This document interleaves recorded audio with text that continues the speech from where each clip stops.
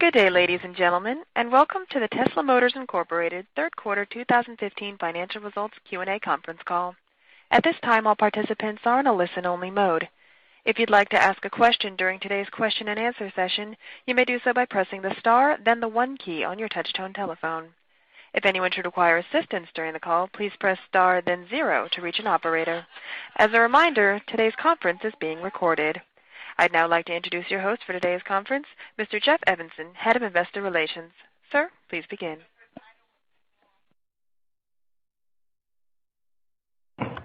Okay, thank you, Liz, and good afternoon, everyone. Welcome to Tesla's third quarter Q&A webcast. I'm joined today by Elon Musk, Tesla's Chairman and CEO, JB Straubel, our CTO, and Deepak Ahuja, Tesla's CFO. Our Q3 results are announced in the shareholder letter at the same link as this webcast. As usual, this letter includes GAAP and non-GAAP financial information and reconciliations between the two. During our call, we will discuss our business outlook and make forward-looking statements. These are based on our predictions and expectations as of today. Actual events or results could differ materially due to a number of risks and uncertainties, including those mentioned in our most recent Form 10-Q filed with the SEC. And now, Liz, let's go to the first question, please. Sure, I can probably. Oh, do you have some? I can make some comments. Yeah, actually, Liz, we'll have our CEO, Elon, make some initial comments. Go ahead, Elon. I just wanted to note that we've made 2 fairly significant hires. The first, which is Jason Wheeler. He will be our CFO starting next month. Deepak and Jason will be working closely together for the first few months to have a smooth transition. And once again, I'd like to thank Deepak for his awesome contribution to Tesla. Thank you, Elon. So Jason comes to us from Google, where he was basically number 2 finance guy at Google, responsible for their global finance function, and just thought he was a super smart guy and really understood what we were doing and was like a great cultural fit with the company. So I think that's going to be great. And then in addition, John McNeil has joined as head of global sales and service. And John is the former CEO of Insourcing. He's been named sort of most admired CEO in the small and mid-sized company category. In fact, I believe this is the first time in maybe a decade or more that John actually has not been head of the company that he was working at. So, and before Insourcing, he co-founded Sterling Collision, where he was able to reduce industry repair times by 90%. So the average repair time went from 18 days to less than 2 days, while growing the business at 40% a year. So I think John's an awesome addition to the team as well. And he's been doing great. He's been working now part-time at Tesla for a few months and just started full-time and has already done a lot of good. So I'm pretty excited about those 2 people joining the team, and we expect to have some additional announcements in the months to come as we add bench strength to the Tesla management team. Okay, thank you, Elon. All right, Liz, why don't we go to the first caller, please? Our first question comes from the line of Colin Langan with UBS. Your line is now open. Oh, great. Thanks for taking my question. In the press release, you seem to address this a little bit, but there has been a lot of chatter about cancellations for orders for the X. I mean, and I think the press release says Signature Series. Is that across the models, and how should we think about the different versions of the X rolling out over the next couple quarters? You want to talk about that? Well, I don't think there's been anything fundamentally different. I mean, so far on the Signature Series Model X, we've seen a higher conversion rate than we had seen on the X when we launched S. So overall, the demand for the X after the launch of the X and has been higher. So we don't see any fundamental issues. Yeah. I mean, as we talked about before, really, the main thing with the X is just scaling up production. We're making steady progress with each passing week.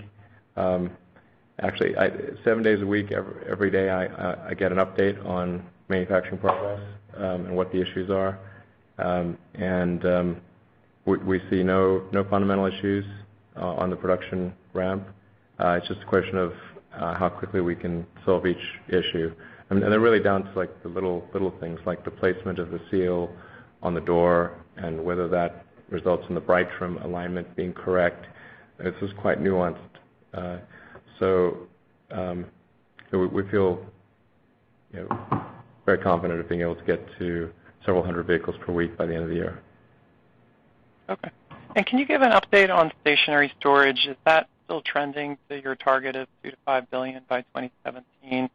And I think the release mentions that there are some institutional orders. I mean, are there any noteworthy orders that you'd want to call out on the storage side that we should kind of look at being big drivers?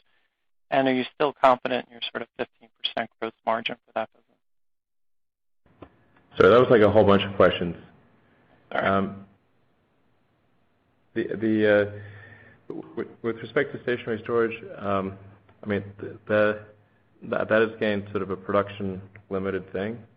So we're trying to scale up production as much as possible. I mean, by almost any metric, if we imagine the most we could possibly make in 2016, we've already sold out of that.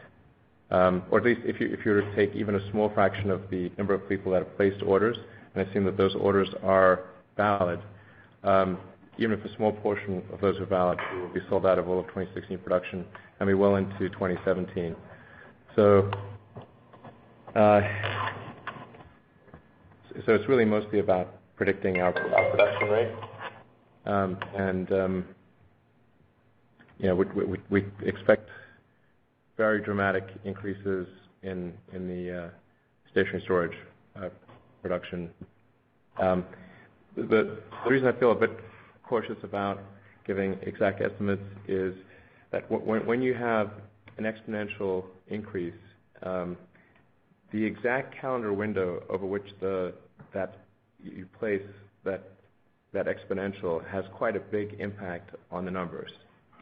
So, and in fact, in general at Tesla, I want to be a little more cautious about giving quarterly numbers, particularly when we have very dramatic ramps. Like the example is with the Model X.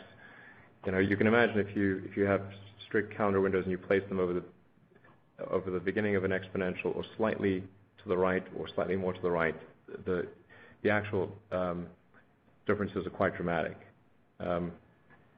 So, like where it's going to end up, but not what it looks like in that rapidly changing S-curve situation. Yeah. So. And on the margin side, is it still on target? And thank you very much for taking my question. Sorry, you're breaking up a little bit on the margin side? The gross margin, is it still or is it still trending to the 15% target I think you mentioned on the last call? Oh, 15, yeah. I don't think there's going to be any problem meeting a 15% margin target. Obviously, the margin improves as the production ramps up. So, yeah. Yeah, I don't know if we want to discuss the specific margin targets, but it should be in excess of 15. That is our internal target. Yeah, I mean, yeah. Once you get away from the very early stage of production, I think long-term margin 15 is no problem. Okay, thank you for taking my question. Liz, next call, please. Our next question comes from the line of James Albertine with Stifel. Your line is now open. Great. Thanks for taking my question, and good afternoon. Just a point of clarification first. On the announcement of the 40,000 vehicles that you've rolled the Autopilot feature out to over the air, can you just clarify, once it's rolled out over the air, is there then a point at which the consumer has to determine to spend, I think it's $2,500 to activate it? And is there any detail you can provide us on those that are paying to activate the Autopilot feature at this time? Most people who ordered the car actually ordered it with the Autopilot convenience features. So the Autopilot safety features are default on in all vehicles. This is automatic emergency braking, side collision avoidance, forward collision warning, that kind of thing. The convenience features like auto steer, auto park are $2,500, but like I said, most people had actually already ordered that. So those that haven't ordered it can actually turn it on for it's actually slightly more if you get it after the fact. Turn it on for $3,000, and that's something that we'll be allowing people to do at some point in the coming months. Sort of like an in-app purchase, I guess. Yeah. Okay, great. And then I wanted to ask a question as it relates to now that we're past sort of as I understood it, the peak spending period in advance of the Model X launch. How should we think about capital expenditures and our cash flow models for the fourth quarter? And maybe it sounds like you've reiterated the positive free cash flow guide you had originally stated earlier this year, but just some thoughts as it relates to the cash flows in the fourth quarter would be great. Yeah, I mean, in Q4, we are still in the peak of our Model X investments.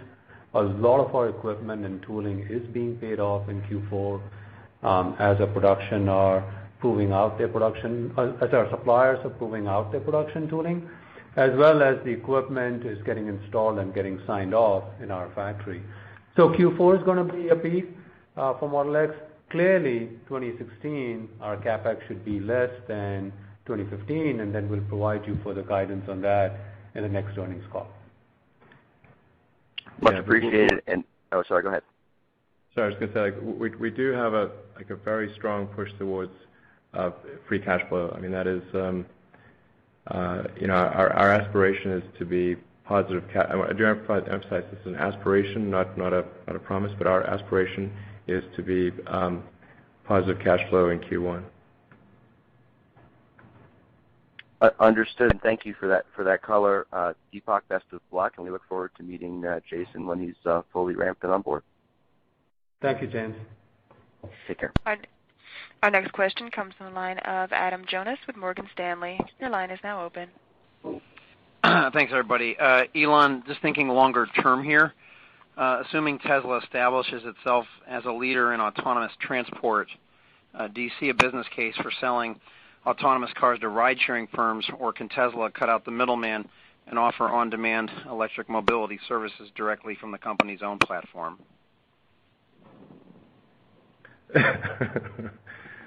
I think we'd have to say no comment. I mean, Elon, it's kind of unusual for you to punt on strategic questions of a long-term nature. Is this a dumb question?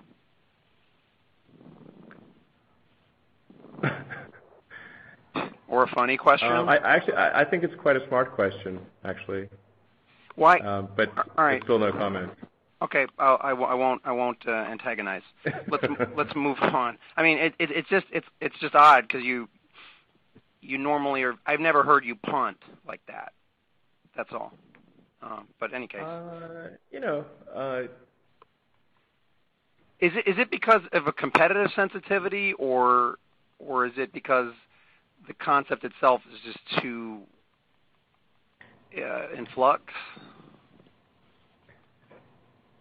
I think there's the right time to make announcements. This is not that time. Fair play. All right, can I ask one on Autopilot? Nor is our strategy fully baked here. So for us to state what it would be, it's not fully baked. So there's no, we'd prefer to announce something when we think we've got the full story understood. So saying it's not fully baked implies there's something in the oven, but just... Okay, we kind of need to move on. Let's move on. JB, all right, let's go to JB real quick then. Autopilot, can you share any early data you might have collected with us post the automated driving software update? How many miles have been driven with Autopilot engaged? How many accidents prevented? Things like that. would be really interesting and I think illuminating. Thanks, guys.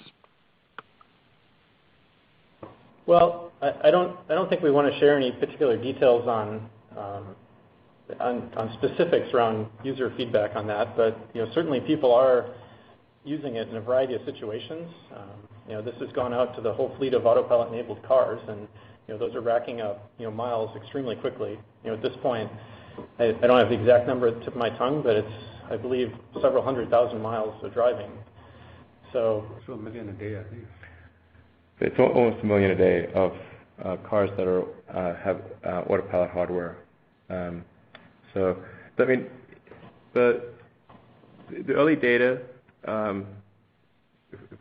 this is early data, I'll emphasize, is very positive. So we're aware of many accidents that were prevented from Autopilot, and we're not aware of any that were caused by Autopilot. But this is still early, but it's a good indication. So it appears to be quite beneficial from a safety standpoint, and I believe some of our customers have posted videos to this effect. Excellent. Thanks, everybody. Our next question comes from But I do want to emphasize we discourage. There's been some fairly crazy videos on YouTube. This is not good, and we will be putting some additional constraints on when Autopilot can be activated to minimize the possibility of people doing crazy things with it. Our next question comes from the line of Joseph Spak with RBC Capital Markets. Your line is now open. Thanks. Good afternoon. I guess it's been a while since we heard anything about this, so I just wanted to get a better sense of how you feel you're set up to deal with potential issues on the cars on the hardware side, where a fix can't be OTA'd to the vehicle. Both because when you look at the coverage, at least in the U.S., the ratio of service centers to stores and galleries is still trailing a little bit. So, how does that build outlook going forward, and how would you potentially handle a hardware situation at this point? I'm not sure I fully understand your question. So you mean, can you give an example? If you had a hardware recall for sure. I mean, we've handled recalls in the past with our service team. It's gone quite well. In general, we try to be proactive. So if we, well before we're sort of forced to do a recall, we proactively try to fix things in the cars that we think might in the future be an issue. And the customer happiness is as measured by really the key question that I think people should be concerned about, which is, will your next car be a Tesla? That's like the key question on Consumer Reports. 97% of respondents said that their next car would be a Tesla. Frankly, this is the only question people should care about. Okay, and then thanks for that. One more, I guess, sort of hardware question as it relates to Autopilot, where this is clearly stage one, and you could add sensors over time and maybe some new features as well. So how do you think about managing the brand and the vehicles when that happens? Because as the sensor suite changes, it can create two potentially different experiences when, and I guess it's a little bit more, the reason I think it's a little bit more of an issue for Tesla is just you don't have the strict sort of model year, nomenclature. So you're not, so I guess I just wondered how you think about that and maybe some thoughts on your current sensor suite and how you see that evolving as well. Okay, I think these are pretty open-ended questions, but we have a philosophy of just continuous improvements.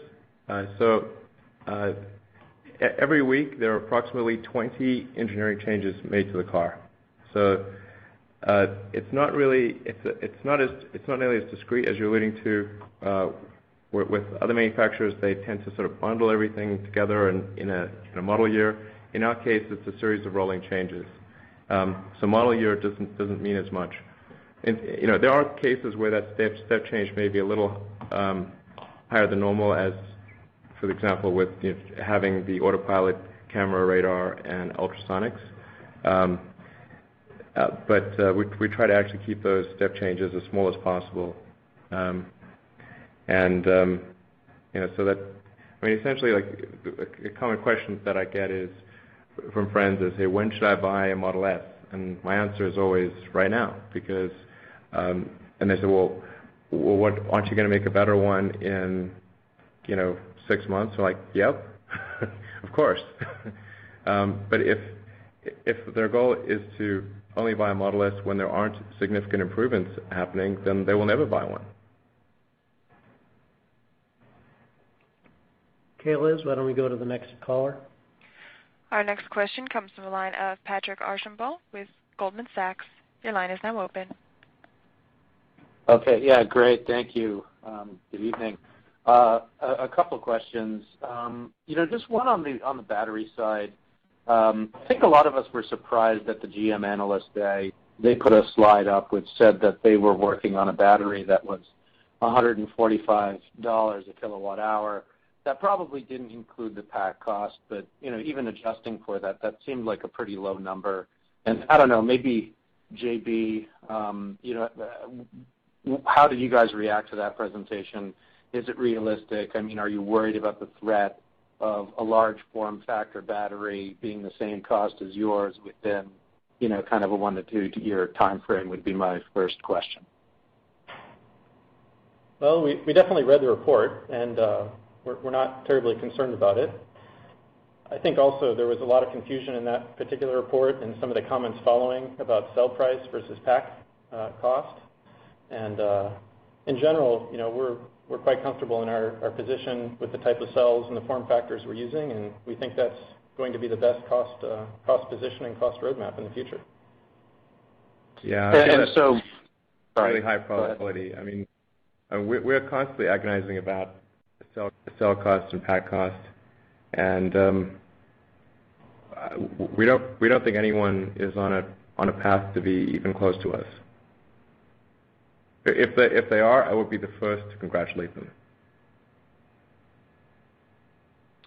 Got it. Well, that's very helpful and quite reassuring to know. My second question just was in the press release, you talked about orders having increased 50% year on year, and maybe just a little color on that. I mean, that's obviously impressive. Given a model that's been out there for a few years. Just any additional color on regional breakdown or what that's being driven by? We haven't provided that in the past. I think maybe the way to put it is that Europe and APAC were really strong, and so was North America. And North America has always been strong, yeah. And with Europe and APAC being strong too, we were at 50% year over year. Yeah, I mean, I'd maybe, quite frankly, can look at it the other way around. Like, I think we were actually relatively weak in APAC and relatively weak in most countries in Europe. Yeah. And we're fixing those fundamental weaknesses by ensuring that we've got a good supercharger infrastructure, a good service center infrastructure, that any perceptions about the company are addressed. And in a lot of places, it takes time to build consumer confidence. They need to hear they need to hear about Tesla a lot before they're comfortable making a significant asset purchase. So yeah, it's a matter of the execution by the team, brand awareness, and our expansion of our global network. Yeah. So I wouldn't say it's not like really. I mean, all regions have improved quite significantly. Yeah. Got it. Helpful. If I can squeeze one last one in really quickly. On the topic of Autopilot, there were some reports of, the car like taking exits and stuff when it wasn't told to, and things like that. And I just didn't know if there was much validity in any of that stuff. I mean, have you guys, are any of these things true? Because you sound very confident about the technology. yet initially there were some reports of errors and things like that. Well, I don't think it should be a surprise that there are reports of errors. I mean, we described the software as a beta release, and that the system will learn over time and get better, and that's exactly what it's doing. So I think it's exactly what we described is occurring, and the system is getting better with each passing week. So I would expect that learning to accelerate, and for I think it'll start to feel quite refined within a few months. Got it. Understood. Okay. Thanks a lot, guys. Okay. Our next question comes from the line of Rod Lache with Deutsche Bank. Your line is now open. Hi, everybody. Had a couple questions. Just first on Model X, I just wanted to confirm, did you say you thought you could get a few hundred produced and delivered by year-end? And just so that we understand what's been happening here, is it just the seat at this point, or are there other unique challenges that you think prospectively affect the ramp of the vehicle? No, to be precise, I said several hundred per week. We expect to reach the production rate of several hundred per week next month. Okay. It's difficult to predict the exact number that will be developed because of what I was mentioning earlier of like we're on kind of an exponential ramp. So exactly, one week this way or that can actually make a significant impact in the absolute number of vehicles delivered. We do feel comfortable at this point of reaching the several hundred per week production rate before the end of the year, i.e. next month. The issues are a bunch of little things. Door seals right now is a challenge, for example. The monopost seat in the second row is still a challenge, but less of a challenge. It's not the gating factor. There's basically going through a series of constraints, and those constraints can change from one day to the next. But the important point is that we don't see any fundamental obstacle to achieving a production rate of several hundred per week sometime next month. Okay. And it sounds like the target that you laid out, the 1,600 to 1,800 a week, it sounds like you might think that that's achievable in early 2016, and wanted to confirm that. You didn't provide CapEx for next year, but also if you can just confirm, is that what you're sort of thinking you need to achieve that free cash flow break even? Yeah, I think it's likely that that we can be in that 1,600 to 1,800 range per week range in Q1. I'm guessing we'll probably be towards the lower end of that range, but then maybe exceed that, the high end of that range towards the end of next year if things go well. There are some caveats there. It depends on what macroeconomic conditions are like around the world next year. But right now we do see that 1,600 to 1,800 per week on average as occurring in Q1. Great. And just lastly, if I can slip one last one in, you ramped up your CapEx, presumably in part to achieve some increased targets for Tesla Energy. Could you just give us some high-level thoughts on what you might be able to ramp up to for that business line, maybe in 2016?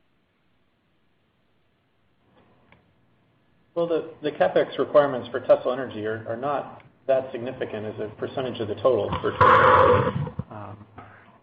I think just to sort of provide a broader perspective, the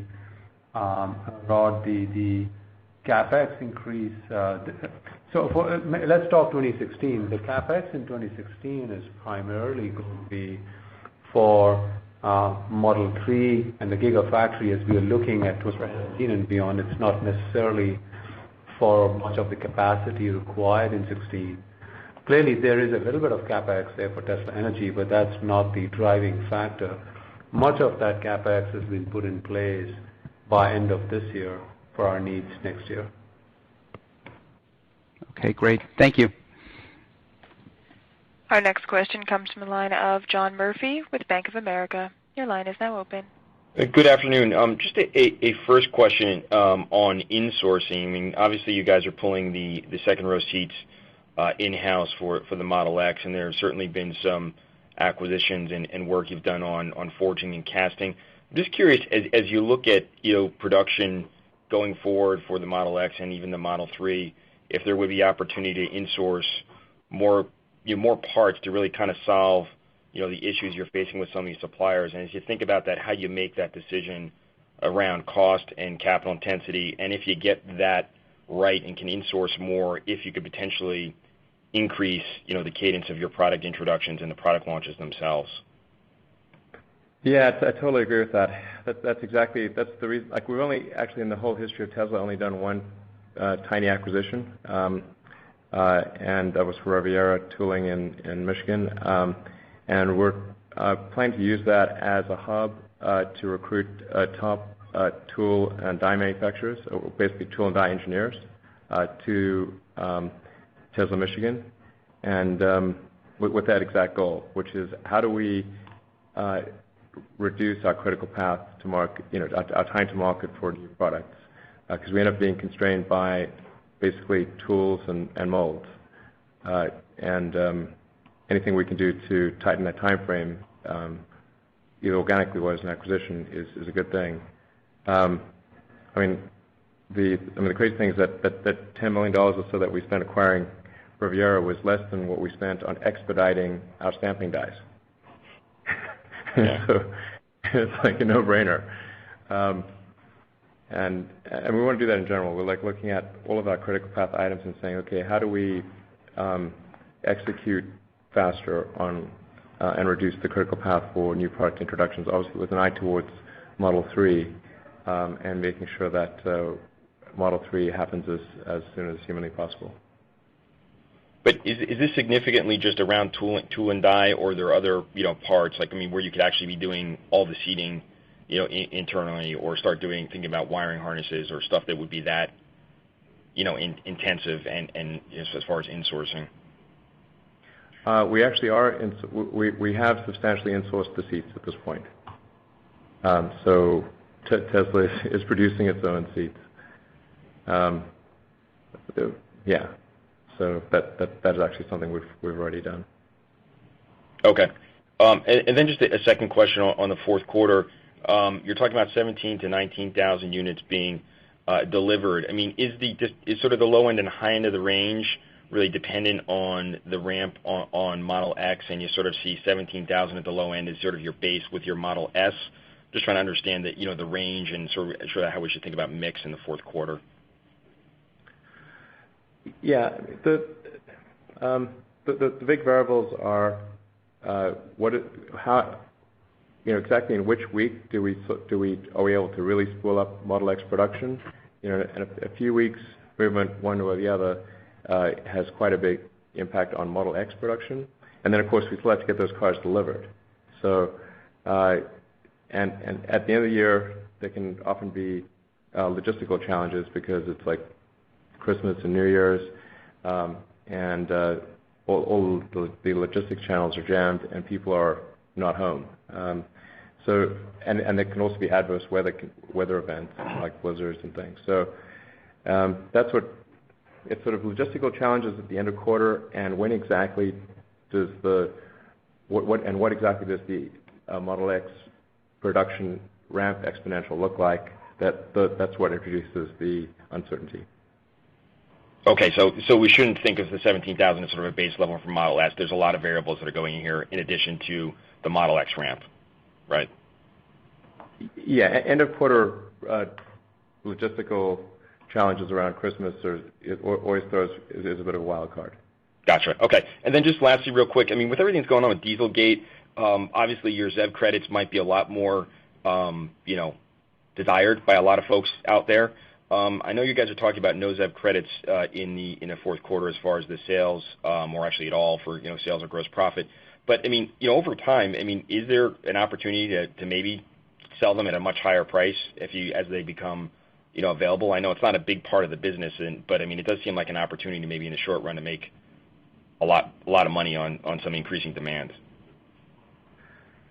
It really depends on what happens with zero-emission vehicle regulations over time.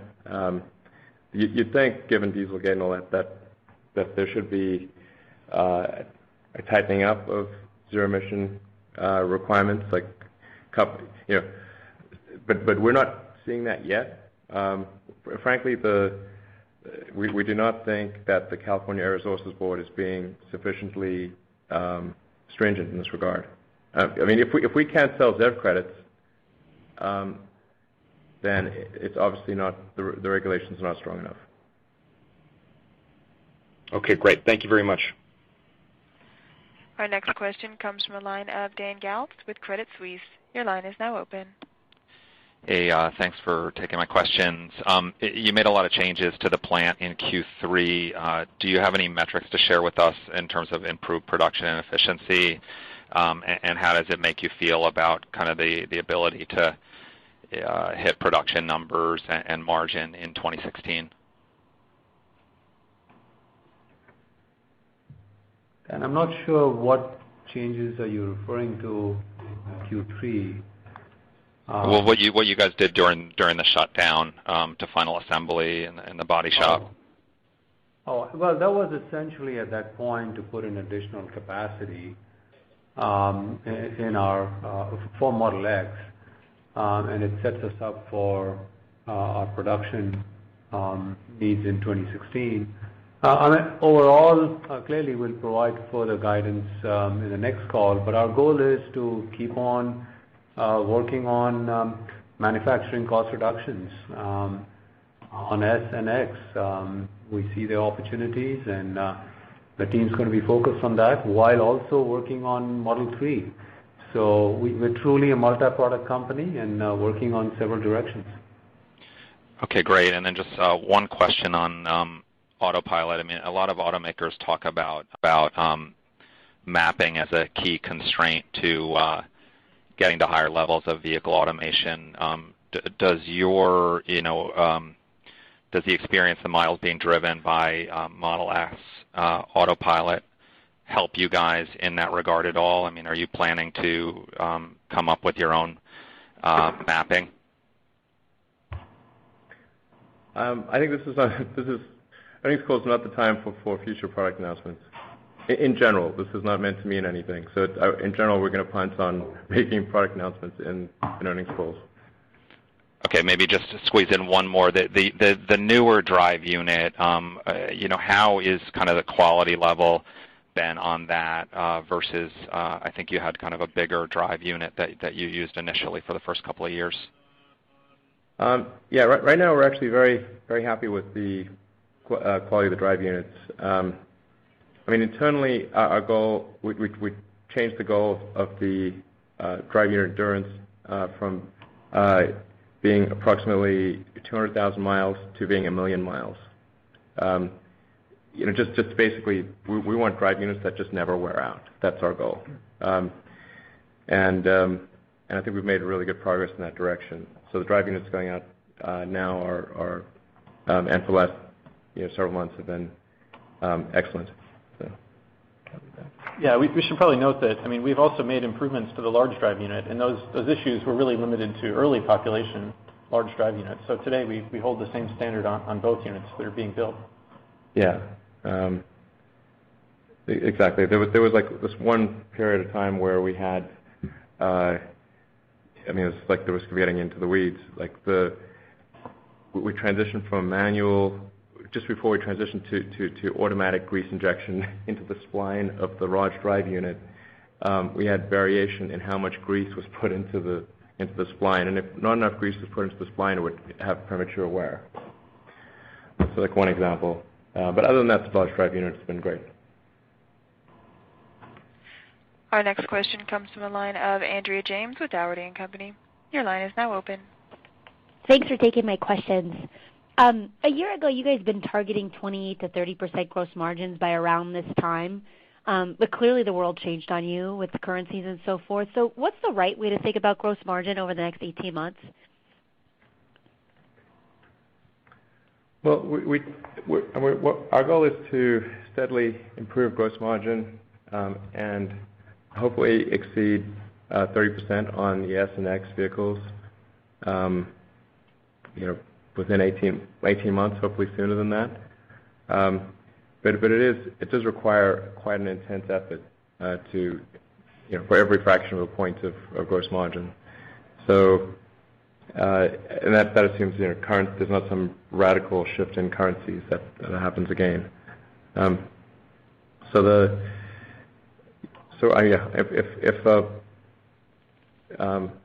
to our plans, at least, we would exceed 30% gross margin within 18 months on the S and X line.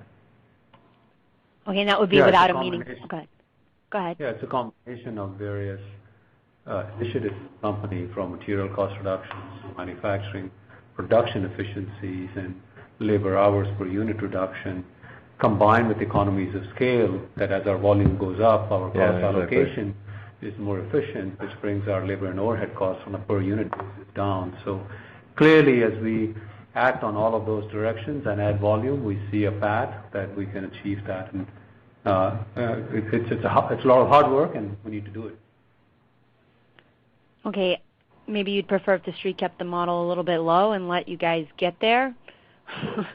Yeah, absolutely. Yeah. And we're describing this is our goal, and we believe we've got a plan to get there. But there could be unexpected issues along the way that prevent us from getting there. But I think we'll certainly be better than where we are today. Yeah. I mean that's quite certain. Assuming constant dollar, some of these external. Yeah. Okay, and just two more. Andrea, we've really got a lot of people that want to ask questions yet, so maybe just one more. Just one more. Okay. So I guess I'll take a step back. It seems like in the Silicon Valley-centric worldview, autopilots where driving is going and all the cars are going to be driving themselves. But I just really want to know, is that Tesla's view, and how central is Autopilot to your long-term revenue profit and vehicle electrification goals? Well, I'm actually on record as saying that I think that all cars will go fully autonomous in the long term. I think it'll be quite unusual to see cars that don't have full autonomy, let's say for new car production in the 15 to 20 year time frame. And for Tesla, it'll be a lot sooner than that. So I actually think if at the point at which cars are being made that have full autonomy, that any cars that are being made that don't have full autonomy will have negative value. It will be like owning a horse. We're not. You're really owning it for sentimental reasons. Thank you. Our next question comes from the line of Emmanuel Rosner with CLSA. Your line is now open. Hi, good afternoon. I wanted to first ask, just put a finer point on the fourth quarter. So deliveries of 17 to 19,000 units seems like not a huge contribution from Model X within this. How do you ramp up the Model S deliveries sequentially so fast? I mean, it doesn't look like in the Model S history we've seen sort of like such a sequential increase in deliveries. Like, so what are you doing, I guess, better in this particular quarter? Well, it's not as big a leap as it might seem from Q4 to Q3 because there's a whole week missing from Q3, and we continue to ramp the rate all the way from beginning of Q3 through end of year for Model S. So it's actually not too much of a stretch, or less than a stretch than it may seem, and certainly we've had much bigger sequential jumps before than this. This is it's worth noting that 2015, in 2010, Tesla was delivering 500 cars per year. We now deliver 500 cars in just over 2 days.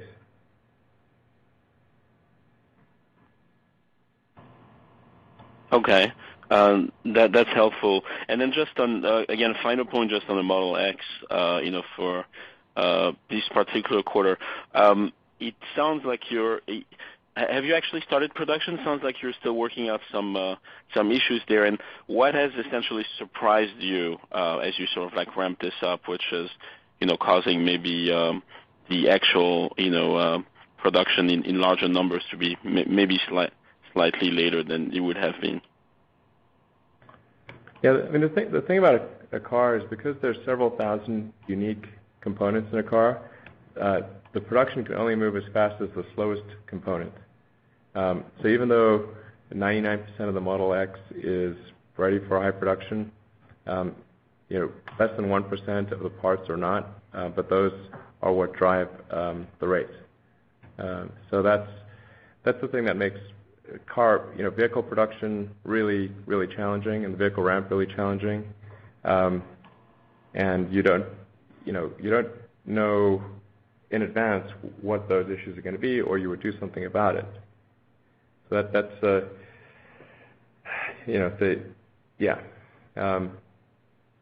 and then you basically think of like the production will move as fast as the least lucky supplier that we have in our network. So yeah, the most then there are sort of fires, floods, issues of various kinds around the world, so several thousand parts, and effectively if you go down to tier 2 and tier 3, several thousand suppliers, it moves as fast as the 1,000th worst supplier. Our next question comes from the line of Ryan Brinkman with J.P. Morgan. Your line is now open. Hi, good afternoon. Thanks for taking my question. Just maybe going back to the Dieselgate issue again, but from a bigger picture perspective, I'm curious what impact you see to the electric vehicle market from these revelations at VW. Could it increase the demand for electric vehicles to your benefit? Does it maybe make non-electric vehicles more expensive to produce to truly comply with emission regulations? Does that help the Model 3 be more cost competitive? I'm just curious what impact you see overall to the industry and then to Tesla specifically.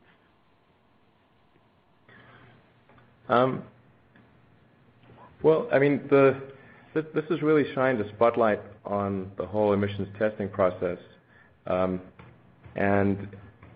I mean it's now obvious to consumers that gasoline and especially diesel, but also gasoline cars have real-world emissions that are substantially greater than what's experienced in the test, when they go through testing. I think what one would naturally expect from this is that regulators will no longer turn a blind eye to these things, and so the cost of producing gasoline and diesel cars that actually meet the legal emissions requirements is going to be quite a bit higher. So I would expect the car companies to accelerate their plans for electric vehicles, which is great. There might be some near-term benefit to Tesla, but I mean, thus far we haven't actually seen it, but there might be one. Okay, great. And then just last question. I understand that deliveries for the Model X initially are clearly a function of how many you can build, given your large backlog of orders. But in trying to estimate what demand might look like, more medium to long term, is there anything more that you can say now or that can be shared about the pricing of the vehicle beyond the Signature Series? Well, just what I've mentioned publicly, which is that we expect the similarly equipped Model X to be no more than $5,000 greater than the price of Model S. Our next question comes from the line of Colin Rusch with Oppenheimer. Your line is now open. Thanks so much. Can you talk a little bit about the acceleration in the ramp of the Gigafactory? What are you seeing at this point in terms of your ability to fully accelerate in 2016, and when do you think we might see cells coming out of the factory and into cars? Well, in particular, as we've mentioned, we've accelerated the production of Tesla Energy products at the Gigafactory. So that's what has started just recently there, and that was quite a bit ahead of plan. That's happening in a separate section of the factory from where the cells will be produced. But also, as we discussed, we do expect that cell production will start up in the second half of next year, which is, again, a little bit ahead of plan. And some of those cells would initially be allocated toward Tesla Energy products. And we still are targeting around 2017 for the first cell production that would be going into vehicles and into the Model 3. So that remains on target. And then just in terms of the dynamics around leasing, are you seeing any real meaningful changes in terms of overall lease take rates or a change in ownership kind of dynamics at this point? We are seeing a slight increase in the lease take rate in North America. And as we indicated in the letter, that increase has been fully consumed or taken up by our bank leasing partners rather than Tesla direct leasing. So, whether we do resale value guarantee or leasing, from our perspective, it's no different, and it's a consumer preference. So, there's nothing deep or significant that we are seeing in that trend. Our next question comes from the line of Brian Johnson with Barclays. Your line is now open. Yeah, kind of three quick questions, or two quick ones, one more philosophical. First, again, on the 4Q, you talked about building up finished goods inventory. We don't have the final numbers yet, but for the last quarter, production outpaced deliveries, and you're guiding to that for 4Q. So what's going to be different in terms of hitting that ramp up on deliveries for Model S in 4Q vis-a-vis drawing down that inventory? You're referring, so for Model S? Yeah, for Model S. Yeah, as we indicated in the letter, we were carrying higher finished goods inventory that was in transit at the end of Q3 to support those higher deliveries in Q4, and it's the drawdown of that extra inventory that allows us to do that. Our ending inventory at Q4 is going to be no different than what we have had a few quarters back. So it's still a fairly good level to support all of our marketing and sales and service activities. So overall, the increase is demand-based, and it's fully doable. And to clarify, yeah, go ahead. Yeah, and to clarify, just the Model X pricing, is that based on range and features, or is it just based on battery size, the 5,000 difference? For a comparably equipped car with range of features. Okay, and so equipment means battery or range, or? Yeah. So with the same battery and the okay. same number of seats and that kind of thing. Yeah, and final question, and maybe this is one for Jason, Deepak, Elon conversation is, autos are a very capital-intensive business. As much as you're pursuing a different model on the battery side, it looks like there's a lot of capital going into tooling and all these complicated mechanical things, not to mention service.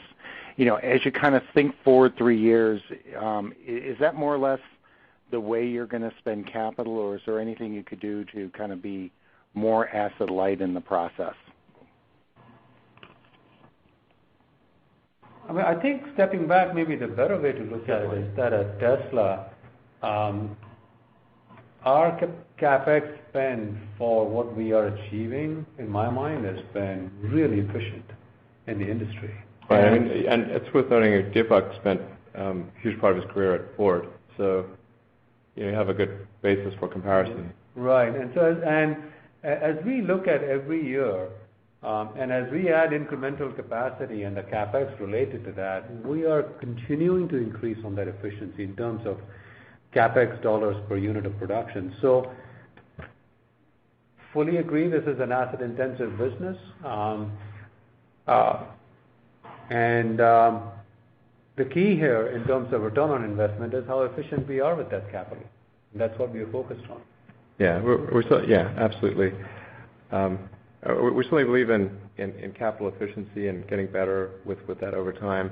But we also believe that companies build value by doing hard things, not outsourcing those hard things to other people, because then they deserve the value. That's a key point. Our next question comes from the line of Brad Erickson with Pacific Crest. Your line is now open. Great. Thanks for taking my questions. I guess consistent with a lot of your commentary recently, you called out in the shareholder just wanting to emphasize quality on the Model X, and it sounds like it's warranting a little bit slower ramp here in the near term. With what you've gone through over the past few years in bringing this car to market, does this change your thinking at all over the longer term when you think about the pace at which you'll bring Model 3 to market relative to longer term targets that are out there? Well, I think we're still aiming to have Model 3 in about 2 years. But I think the cadence of future products should improve as we have more resources to shorten the critical path on things that, like I was mentioning earlier, like stamping tools and molding dies and the things that tend to drive our schedule. Because from the point at which the car is designed, it can take almost 2 years to get fully tooled up. That seems like a crazy amount of time to us, and we want to try to reduce that significantly. Got it. Thanks. Our next question comes from the line of Ben Kallo with Robert W. Baird. Your line is now open. Thanks. Elon, could you talk a little bit, as you guys have increased your sophistication around the market, what you think the addressable market is for the S going forward? And then could we talk a little bit about getting to 20% or above gross margin on the X, what kind of volumes we need? And then third, can we touch on the energy storage industry? One thing that I hear a lot in the marketplace is it's a commodity business. JB, could you touch on that and anything you're seeing there? And Elon, last time on the call, you threw out some pretty big numbers for energy storage. Yeah. How many questions do we talk about here? And I don't think that people really gave you a lot of credit there. So could you just talk about what backs up those numbers? I think it's just basically as we mature in various markets around the world, then it's always a question of how long does it take to mature in these markets. Some markets are a lot harder to solve than others, and then there's also macroeconomic conditions. Will there be a recession? When will there be a recession? So these all obviously make a difference. I think in the long term, there's probably close to 100,000 vehicles a year of S demand, and maybe something comparable to for X, holding economic conditions constant and assuming full market maturation, which could take quite a long time in some markets. And maybe to your energy storage question, obviously energy is a commodity market, but I don't think that in any way really changes the opportunity there. In some ways, that's sort of what creates it and creates makes it bigger. Exactly, it's what creates the opportunity for us to ramp much faster. And we still see a lot of technical differentiation amongst these different products. Just because energy itself is a commodity doesn't mean that the ways that you create it are the same. And the storage technologies and how well they're integrated and how plug and play they are for customers to just use them to solve problems and do that very quickly is quite different amongst all the different people trying to address this. Yeah, I mean, if you can sell a dollar for, I mean, basically, if you can provide a dollar's worth of value for 80 cents, compared to your competitors in a commodity business, that's amazing. That's like you want to be in a commodity business. Got it. And then on the margins on the X volume? Well, I think they're going to be comparable to the S over time, but it is important to bear in mind that the S is a much more mature product. So we've been in production with the S for 3 years. I would expect the margins to be within a few points of one another over the long term. Great. Thank you very much. This is what we indicated in the letter.